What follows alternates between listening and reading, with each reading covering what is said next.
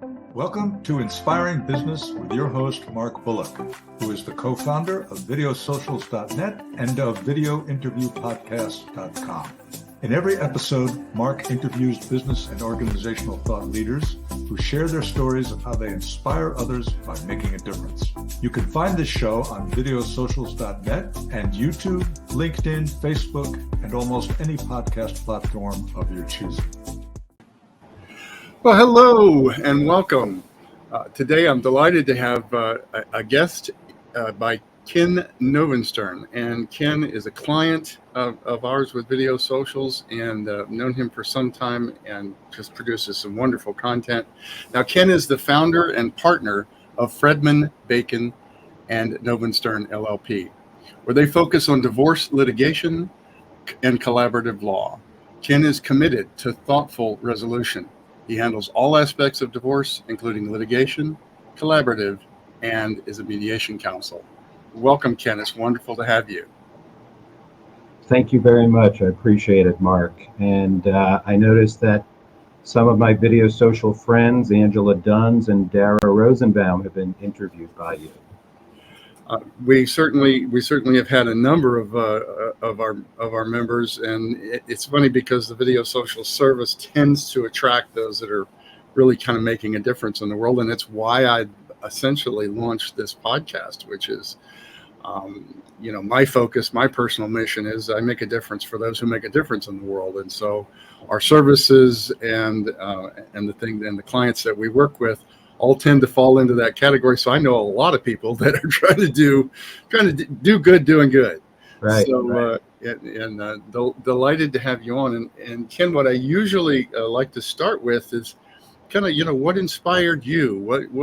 What's your story? How did you come about into collaborative, especially in collaborative law and mediation? But what's your story in 5 minutes or less? Well, as Ted Knight would say on the Mary Tyler Moore Show, it all started at a small law firm in Syracuse, New York, back in about 1984-85. I spent a year or so doing a wide variety of things like criminal and workers' compensation and real estate and personal injury. And then in 1985, I started with the matrimonial partner in the firm, Ed Alderman, who is quite an amazing man, who's probably now in his early 90s. And I began my career in matrimonial law. Mm-hmm. At that time, there were really very few other options to litigation, or what I would call the traditional approach, where when a case came in, we would often start trying to work toward a resolution of that case right from the beginning. And even if it went into litigation, we would start consider different aspects in terms of how to get the matter resolved. There was very little mediation at that time. There was nothing called collaborative divorce, although my traditional approach paralleled collaborative divorce to some degree. And now, 37 or 38 years later, I've expanded into collaborative divorce and mediation, and my partner, Ellen Janko Baken, also does collaborative and mediation. And so in terms of the inspiration, it might be more in the nature of the practical reality of what was the most significant aspect of my skills when I moved from Syracuse after 2 years down to White Plains, New York in 1986. And at that point, I learned that potential employers were much more interested in my ability to represent people in a divorce than to handle the real estate closing. Mm-hmm. And from there, I've reached the point now where matrimonial is, almost the exclusive area in which I practice, although I still do a few other types of law, but not nearly to the extent that I did 30 or 35 years ago. Inspiration, really from the people around me. Our collaborative divorce group, the New York Association of Collaborative Professionals, Mm-hmm. is comprised of people from Westchester County, New York City, Long Island, professionals including attorneys, mental health professionals, financial neutrals. And I started in the collaborative arena and took my earliest trainings in 2004. And I've had the pleasure of meeting colleagues who, are just tremendous people, especially our group in Northern Westchester. We've been very fortunate with roughly 20 professionals, and we, often have cases together, work well together. In addition to the collaborative and mediation, I do a good deal of mediation consulting attorney work where I represent someone who is in the mediation process Mm-hmm.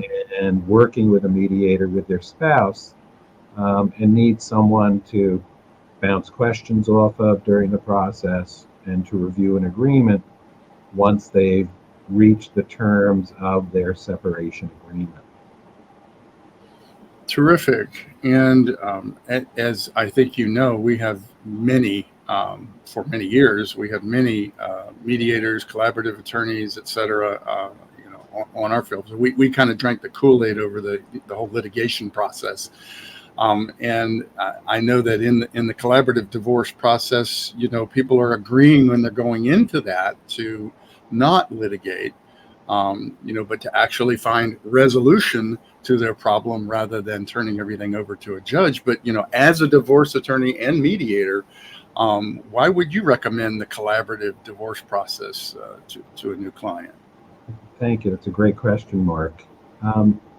Collaborative divorce really gives the parties the benefit of a process where they control what goes on. They control the professionals involved. They decide whether to include a financial neutral, a mental health professional. We certainly encourage people to include all of the professionals to facilitate the process, to move the process along most efficiently. In regard to collaborative from an attorney's perspective, collaborative divorce really gives me the opportunity to draw on all of my skills, including the suggestion of options based upon my experience with handling matrimonial cases for 37, 38 years. And it gives me the freedom to say what I think to a greater extent, certainly to a greater extent than in litigation, where I'm representing one side and we're developing strategies and arguments to support our positions, and it becomes more contentious generally. Although there are times when litigation is necessary because you just can't get things done in another process. But in terms of collaborative, it gives me the freedom as an attorney to say more of what I think and to make suggestions, recommendations, offer options, work with the other attorney, not to overuse the word, but collaboratively, Mm-hmm. as opposed to being in an advocacy or an oppositional situation. Right. And so it really does give me freedom that I don't have in any other process. Completely get it. And the main takeaway for me is kind of what I started, which is the couple is in control, and the couple is and the couple is making choices that are a best fit for them and their families, more so than handing everything over to two attorneys to battle it out and then leave it up to a judge. Right. So it's certainly a far more, I think, family friendly. And offers the opportunity for people to look. They're going to, especially if they have kids, they're going to have a relationship for the rest of their kids' lives, right? Yes. So why not figure out how to negotiate and compromise and engage in a way that everybody walks away from the table, whole, rather than, I'm going to get, which means I got to take away from them to get what I want. And right, fighting for something. And Mark, there's another process which I'd like to mention, which I'm seeing more and more of, and I'm participating in more frequently, which is mediation with attorneys. Yes. And so, I have two matters right now that come to mind. One with an excellent mediator, collaborative attorney, and colleague of mine, Melissa Goodstein, and another with, again, an excellent mediator and collaborative attorney and colleague, Mahan. And in those situations, each party has their own mediation consulting attorney, and the mediator is at the center of the process, and the clients are being supported by their attorneys. And in each of those cases, one of the parties felt much more comfortable having their own attorney, but they preferred the mediation process. And I can't tell you why they preferred it over collaborative. I think the idea of having that mediator, potentially as a buffer in the room. And so it's an interesting process, and I think it can work very effectively to move matters forward and to get issues resolved. So that's another, recent development that I've seen. And it's very interesting when you consider that when I started back in Syracuse in the mid 80s, when mediation started to become more of a part of the matrimonial process, litigators like me and other attorneys looked at it with a little bit of uncertainty and even mistrust. There has always been the hit on mediation that the more financially sophisticated person will dominate the process and the other person will suffer as a result. But it's so interesting to see the evolution of mediation in the matrimonial field from the 1980s to today, and how mediation and collaborative law, which is a mediation-based approach, have really developed so fully over the course of the last 35, 40 years. Absolutely. And as you said, there's a morphing that's been happening where more and more people are coming up with more ways of engaging attorneys. So in a way, the mediator and attorney process is a collaborative process. It just doesn't necessarily fit the mold of the the official collaborative divorce, which may bring in additional financial professionals and others. But at the same token, I think it's a wonderful bridge, and something that I think that is valuable for everybody to consider, is that it's no longer a shoehorn where you're either going to do it yourself, which is never recommended, or you're going to hire attorneys and battle it out, or you're going to use this alternative called mediation. Alternative dispute resolution is called mediation, but the reality is it may be some mix of different things. The main thing is that, basically, from my perspective, is stay out of court. Yeah. And do you mind if I touch on one of the points that you made and just Certainly. expand on it a little bit? Certainly.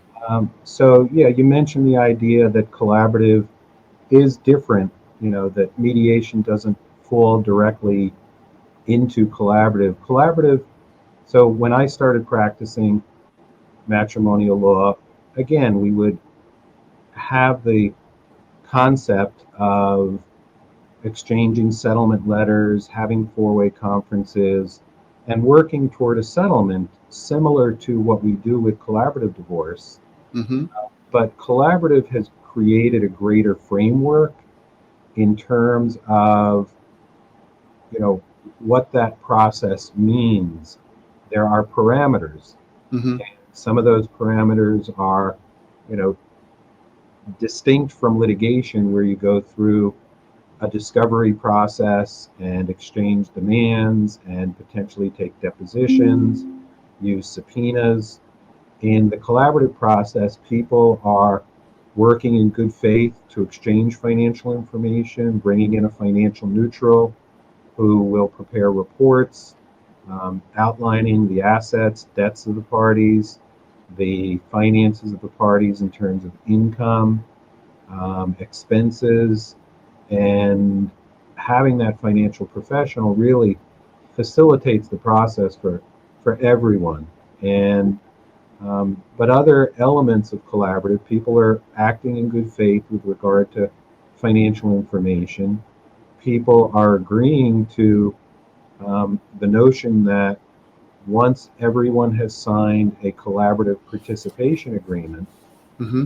the attorneys are also committed to the process, and a party doesn't have to worry that they're going to be sitting across from that attorney in a litigation if the collaborative process is not successful, because the attorneys agree to disqualification Mm-hmm. in the event that one party decides to withdraw from the process.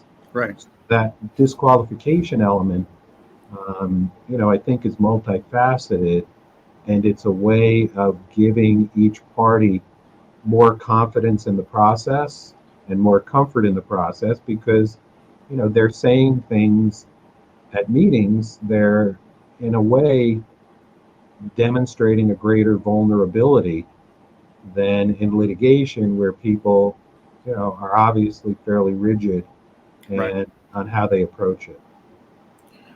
Wonderful. And before we get into the last couple of questions, I did want to mention that this video is being sponsored by Video Socials, which you're a member of, Ken, and essentially we came up with the concept of Video Socials and the fact that deciding, okay, I'm going to be on YouTube. We're going to market our practices through YouTube and through our websites using video, etc.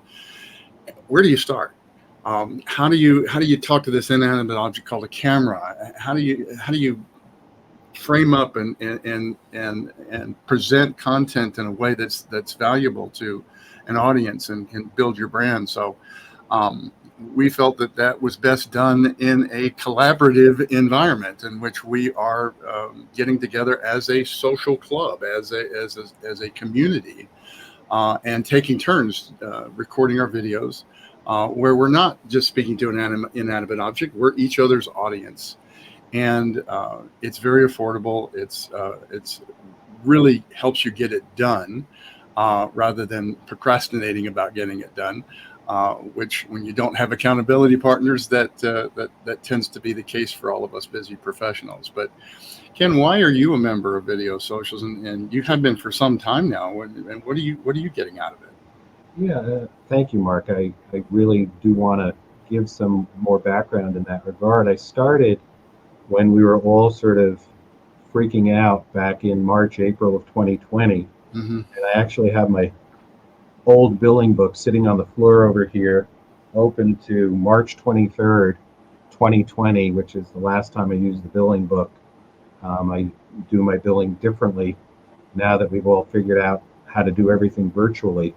Mm-hmm.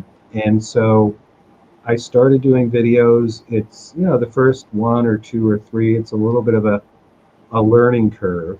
And I believe I've done now my 100th video, and it's a bit addictive.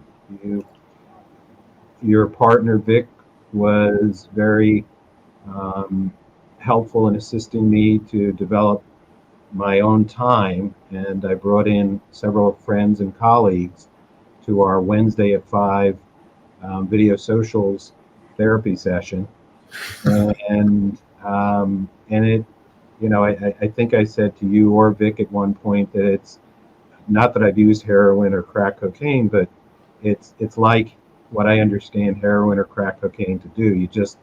You want to do it. You look forward to that meeting every Wednesday. You look forward to seeing that group of people, who are doing the same thing and really trying to hone their skills with respect to doing videos. Right. And I can remember my first video. I think I was sitting here with nothing on the wall behind me, and a little skeptical, a little uncertain.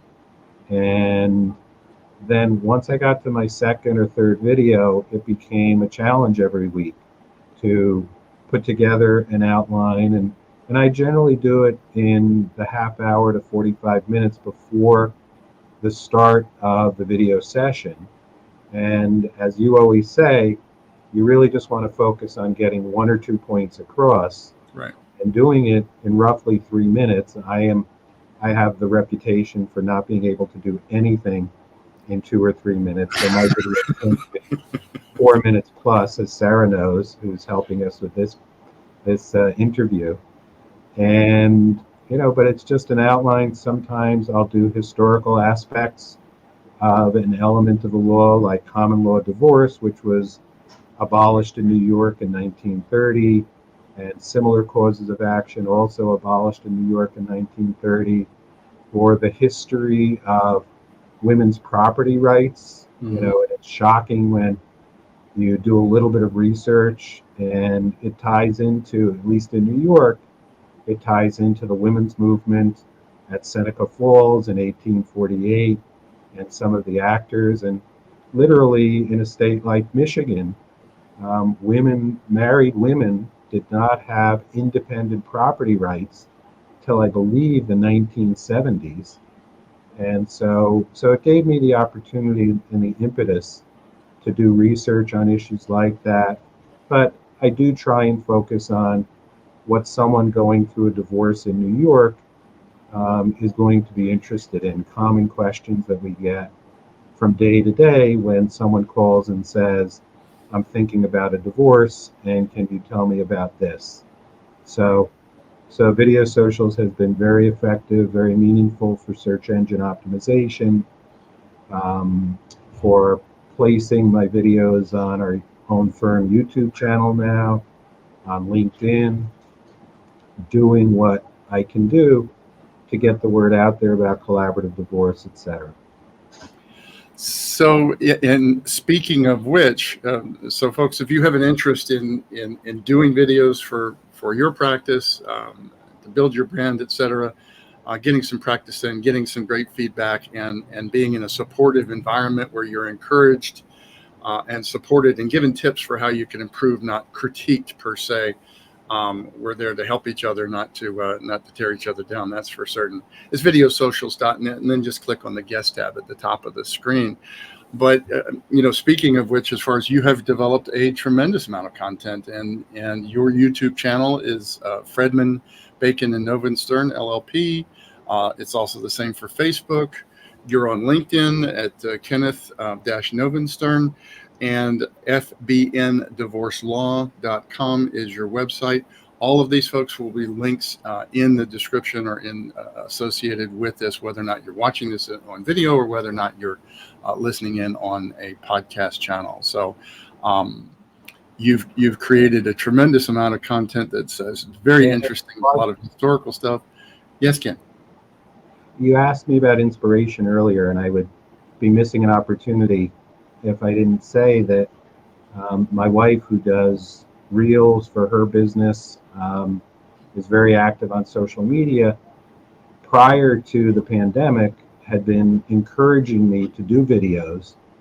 And because of, what you alluded to in terms of that discomfort that people may initially have with the idea of putting themselves out there, I was hesitant to do my own videos, and she pushed, and that sort of seed that she planted that sprouted once I got involved with Video Socials. She put the idea out there in my mind, and Shari encouraged it, and I think she really appreciated the fact that I started the videos and could see, especially because the first year or so of videos were coming from our house as we were sitting there trying to make it through the pandemic. Right. And so I have to give Sherry a good deal of credit for getting me onto this screen and doing the 100 videos that I've done. Well, and you had mentioned Sherry to me as she has bespoke designs in Westport, Connecticut, as a potential guest of our show. So I look forward to reaching out to Sherry, and hopefully she'll come on our show, and we'll learn something about her reels and things like that. So That'd be great. And her business is home goods retail, tabletop. Candles are a big part. A lot of online sales of candles, these amazing candles. And her primary business is high-end wedding invitations throughout the world. And so I highly recommend her. Wonderful. Well, I certainly look forward to having a conversation with her as well. So we could go on for a really long time, but I did have, I'm going to collapse two ideas into one question for you, so that we can try to meet our time today. And that is, on the one hand, what is the most challenging thing about divorce cases for you, and what questions do people most often have? And I know you answer many of those questions on your videos. So, but what are the most frequently asked questions, and what's most challenging when dealing with? So in regard to most challenging, it's really keeping people focused, because it's such an emotional area. And oftentimes one party has made the decision to proceed with a divorce. The other person is dealing with the emotional aspect, the emotional outfall of having to process the request for a divorce and the emotions and move forward with their lives. And so, it's really challenging sometimes to help people move beyond the emotions and focus them on the issues that they have to deal with in the context of their children and their finances, dealing with the stress of that, and somehow having a work-life balance. There are definitely many challenges, but there are also rewards, because sometimes someone who is struggling and you've been able to move them through the process, and 6 months or a year down the road they get to a conclusion. I've had many people who just really appreciate what they often talk about is my calmness, my even-temperedness in going through the process. Need a lot of patience with people, which is totally understandable. And so there are the rewards once someone has made it through the process and thanks you for helping them make it through the process. In terms of commonly asked questions, one of the areas that I have seen evolve over the years is the way people interact with their attorneys. People have really become much more inquisitive. I get many more questions today than I may have gotten 10 years ago, in terms of process, in terms of really wanting to have a greater understanding and grasp of what's going on, what the issues are, what they need to do to move forward in the case. Commonly asked questions range from, it used to be, what's a separation agreement, and do I have to wait a year after a separation agreement is signed to get a divorce, to more complicated questions. One of the cases that I've been working on recently, we're dealing with trust issues, as in a document called, or a vehicle called, a trust, TRUST. Right. And in one case this week, we're dealing with a QPERT, a qualified personal, I'll leave it at QPERT, but it deals with transferring a house into a trust and having beneficiaries of that trust. And avoiding paying taxes on the gains, so that we deal with a lot of situations with retirement assets, Mhm. transfers of individual retirement accounts between spouses, qualified domestic relations orders, um, other common questions, grounds for divorce, which in New York, as of 2010, really narrowed down to the no-fault ground of irretrievable breakdown. Um, and separate property issues come up quite frequently, where someone brought money into the marriage or parents contributed to the purchase of a residence during the marriage. Um, so, as you indicated, we could go on, but one of the things about the divorce matrimonial area is that you really do have to have the ability, number one, to know what you know and know what you don't know, Yeah. and then direct people to someone in an area of expertise like preparation of a qualified domestic relations order. You have to have contacts so that you know people out there who do the work well when you refer a client, and you have to have that base of knowledge with some tax, with some people always say, oh, you must be a therapist. You do have to have some degree of ability to empathize with people, to be patient, because it's one of the most traumatic things that any adult goes through in their lives. And so it draws on multiple skills. And so it's important for someone, when they're looking for an attorney, to find someone with the background and that multiplicity of skills, so that they are getting full and complete information when an issue comes up that's a little bit more complicated. I would love to kind of, in summation, talk about two things that really strike me as we're having this conversation. And the first is, I'm dating us a little bit, but if we look back 40 years, it used to be, if you went to the doctor, you basically took the doctor's advice and you did what the doctor told you. And nowadays, people are far more self-directed. They want to know and understand what's happening, what they can do about it, what dietary changes they need to make, et cetera, et cetera.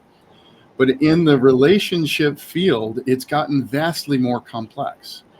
You've talked about trusts and the different ways that you can own properties and investments and retirement accounts and et cetera, et cetera. So, and people are wanting to be far more self-directed, want to educate themselves and to know all of the different aspects of if they choose to get divorced, or even if they're just trying out a separation. They want to know more, and they want to be more self-directed. And I'm delighted to see, and I know that you've embraced this, the collaborative process and the mediation process as not so much, and I hate the word alternative, because I really think that collaborative and mediation should be at the forefront rather than jumping to litigation. And only myself personally would recommend only going down the litigation field if there really isn't another choice that's viable for you, because you're just going to spend an astronomical amount of money. You're going to spend an astronomical amount of time, and in the end, you're setting yourselves up to be at odds for the rest of your life, rather than being able to collaboratively work together through your separate lives moving forward. Ken, it's been a delight to have you. Love having you in Video Socials. Every member is a contribution.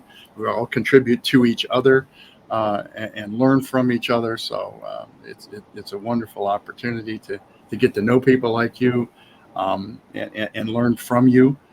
So thank you for that. And I'm really, really glad that you were on today. Well, thank you, Mark. I really appreciate it. I appreciate what you and Vic do, and Sarah and the other members of Video Socials. It's really opened me up to an area that 3 years ago, I just was not comfortable with. And I would encourage other people out there. Doing the videos gives you content. Doing the videos, for me, it actually helps in arguments and litigated matters, because once you do enough videos, it really helps with your process in terms, with the video, you're making an argument as to why someone should come to you to entrust you with their divorce process. And so it's parallel to making an argument in a litigated case.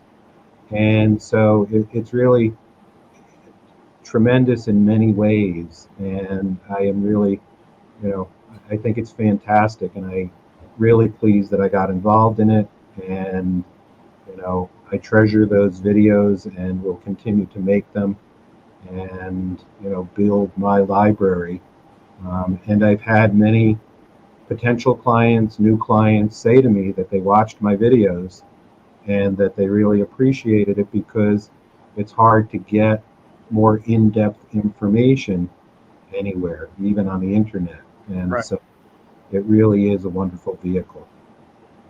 Well, that's absolutely terrific, and again, thank you so much for helping us evolve the process and to build the community that's there.